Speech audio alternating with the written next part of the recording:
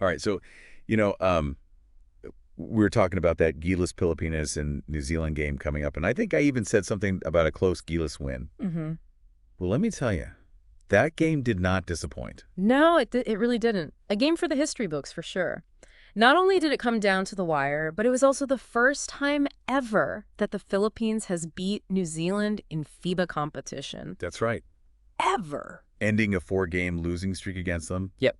Final score, 93-89 Gilas. Wow. I can only imagine what it was like in the Mall of Asia arena when that buzzer sounded. Oh, man, electric. Yeah. Electric atmosphere, especially in that second half. And, it was tied at halftime. Oh, yeah, 45-45. 45 all at the half. It just made it even more, just added to the drama of the whole thing. Oh, for sure. So let's talk about the heroes of this historic victory. Yeah. Justin Brownlee, what a beast. Oh, yeah. Led Gilas with 26 points, 11 rebounds. Mm-hmm. Played almost 37 minutes. Wow. And talk about clutch. Iced the game with those free throws in the final seconds. Yeah, what's really fascinating about Brownlee, even though he's a naturalized player, he just, I don't know, he seems to really embody the spirit of Philippine basketball, His tenacity, never give up, it's infectious. It really felt like he was playing with the heart of a Filipino. Absolutely. And then there's Kai Soto. Oh, my goodness. Oh, yeah. Putting on a show with a near triple-double, 19 points, 10 rebounds, 7 assists, absolutely dominated the paint, showing just, such skill and athleticism. I mean, it really underscores his potential. Yeah, his growth over the past few years has been remarkable. You know what impressed me the most about his game, though, was his composure. I mean, you're talking about play against a team like New Zealand. They're physical. Yeah. He didn't back down. He made smart decisions under pressure. Yeah. Really bodes well for his future. It does. It does. And we can't forget about Scotty Thompson's return from injury. Oh, yeah. Added 12 points, 6 assists, solidified that Gilas backcourt. His presence on the court is invaluable. Oh, yeah. Experience, leadership, just brings a sense of calm and control, especially in those high-pressure moments. It was almost like he just picked up right where he left off. Seamless. Now let's switch gears and talk about the other side. New Zealand.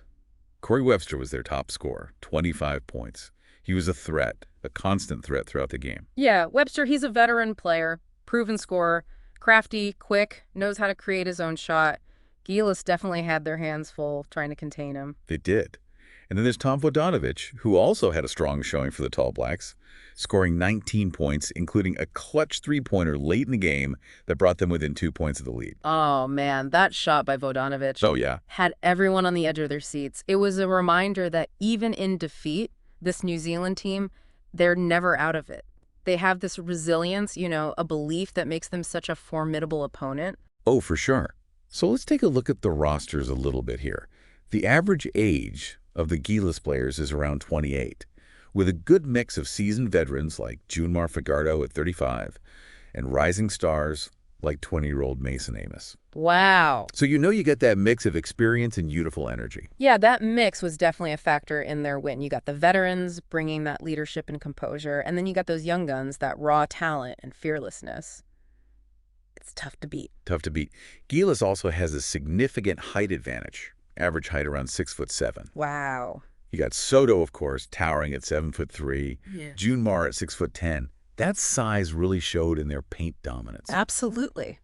They scored 48 points in the paint. Wow. Compared to New Zealand's 16. Huge difference. Huge. And they were relentless on the boards. Out-rebounded New Zealand 44-31. That ability to control the paint really set the stage for their victory. Yeah. Now New Zealand has an average age of about 26, an average height of 6'6". It's a little bit younger, a little bit shorter. Yeah. Overall. That youth and athleticism was definitely evident in their style of play. Push the pace, move the ball well, weren't afraid to take risks. They're still developing, but you can see the potential. Oh, yeah. And they sank an impressive 18 three-pointers. Yeah. It was a high-risk, high-reward strategy that almost paid off for them. Yeah, it did. It was a bold move that, I think speaks volumes about their confidence, their willingness to adapt. And while it kept them in the game, it's also something that Gilas is going to have to, be aware of. Address. Yeah. Defensively moving forward. Yeah. That's a great point. And we'll dig into those areas for improvement a little bit later. Definitely. But first, let's talk about those final minutes of the game. I mean, it was like a heavyweight boxing match, back and forth. punches. Lead changing, just, I mean, incredible. It was edge of your seat exciting. Oh, yeah? New Zealand mounted this incredible comeback attempt.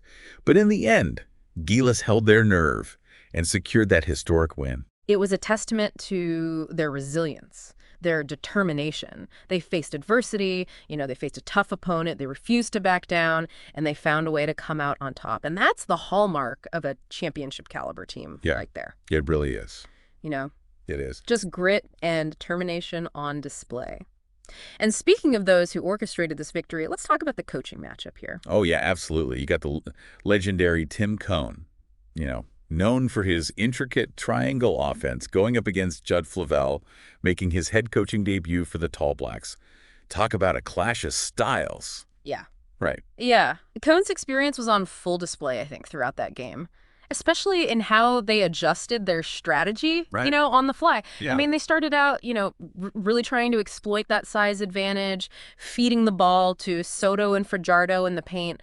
But, when those New Zealand threes started falling, Cohn made some key adjustments. What were those adjustments? Like, what did he change to counter that offensive onslaught? Yeah. Well, he really tightened up the perimeter defense, emphasized closeouts, rotations, trying to, limit those open shots. And then on offense, he encouraged more ball movement, trying to, create better looks and, draw New Zealand's defense out of the paint. Okay.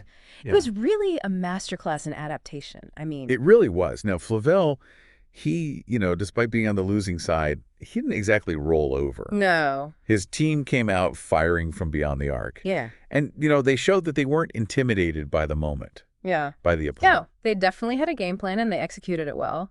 That reliance on the three-pointer was a calculated risk and it almost paid off. It'll be interesting to see how he develops as a coach, and especially after experiencing such a high-pressure debut. Yeah. Imagine being in that arena. Oh, my goodness. The energy from the crowd had to have been palpable. Well, it was. Over 16,000 fans. Sea of blue. Yeah. All cheering their hearts out for Gilas. That's the kind of home court advantage that can change a game. Oh, absolutely. Lifts the players up, intimidates the opponents. It's like having a sixth man on the court. It really is. Yeah. We've talked a lot about those star players, Brownlee, Soto, Thompson. But this win wasn't just about individual brilliance, right? No. This was a total team effort. Absolutely. I mean, basketball is a team sport.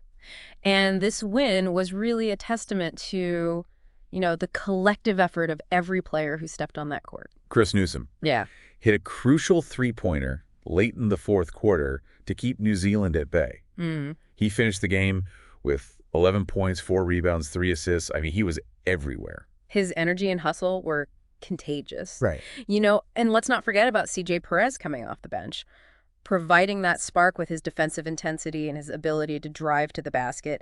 And even if his stats weren't, super flashy, his impact was undeniable. Yeah. Every player contributed in their own way. I mean, the hustle plays, the defensive stops, the assists, it all adds up. And I think that's what makes this Gilas team so special. Yeah. Is that they play with passion, they play together, and they play for the pride of the Philippines. It's really inspiring to watch. It is. This win wasn't just about talent, it was about heart. Strategy, and that unwavering support of the Filipino fans. Absolutely. I mean, it was a win for the heart of Philippine basketball. It really was. Yeah. So, we've covered the game, the players, the coaches, that electric atmosphere. Feels like we've really done a deep dive into this historic matchup. But, let's zoom out a little bit and talk about the bigger picture. Yeah. What does this win mean for Philippine basketball?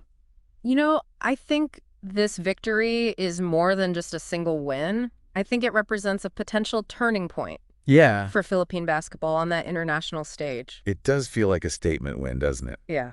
Beating a team like New Zealand, I mean, a team that has consistently been a hurdle for Gilas, it's a massive confidence booster. It sends a message, to the rest of Asia. And beyond that, the Philippines, they're a force to be reckoned with. This Gilas team is hungry. Yeah. They're talented. They're well coached. And it also, I think, has implications for the future of the sport in the Philippines. Yeah. This win, I think, could inspire a new generation of players. Oh, for sure. Encourage them to dream big, strive for excellence. Absolutely. And it could lead to increased support for the national team program, both from fans and from sponsors, which is essential Oh, yeah. for continued development and success. Absolutely. So this win, it creates this ripple effect, Yeah. this positive wave that could propel the sport to new heights. There's no doubt about it. I mean, this win has ignited a spark of hope and excitement for Yes. the entire nation, Yeah. and that energy, that can be a powerful force. Absolutely. But before we wrap up, I want to shift gears for a moment and pose a question. We've talked extensively about the significance of this win for the Philippines. Yeah. But what about the impact on New Zealand? What does this loss mean for them? I think that's a really fascinating question. This loss could be a wake-up call for them, Yeah. for the Tall Blacks, especially with, Jed Flavel just starting out as head coach. It could force them to kind of reevaluate their strategies, their player development programs, their overall approach to, international competition. Oh, absolutely. It's a chance to identify weaknesses, learn from those mistakes, and come back stronger. I mean, every loss, as disappointing as it is, can be a valuable learning experience. And, New Zealand has a very proud basketball history. Yeah. They're not a team that's just going to, accept defeat. Right. So this might just fuel their fire, make them even more determined to prove themselves. Yeah, I think you're right. We haven't seen the last of the New Zealand Tall Blacks.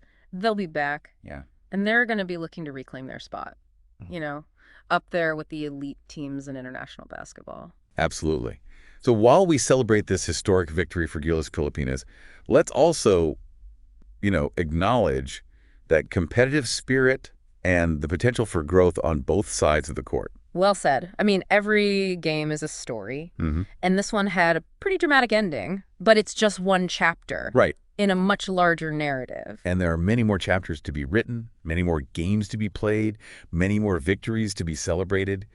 And we'll be here to break it all down for you, Absolutely. providing those deep dives into the world of Philippine basketball. Yeah, that's what we do. We take the complex, we make it accessible, we help you understand not just what happened, but why it matters. Exactly. Until next time, keep that Gilas spirit burning bright.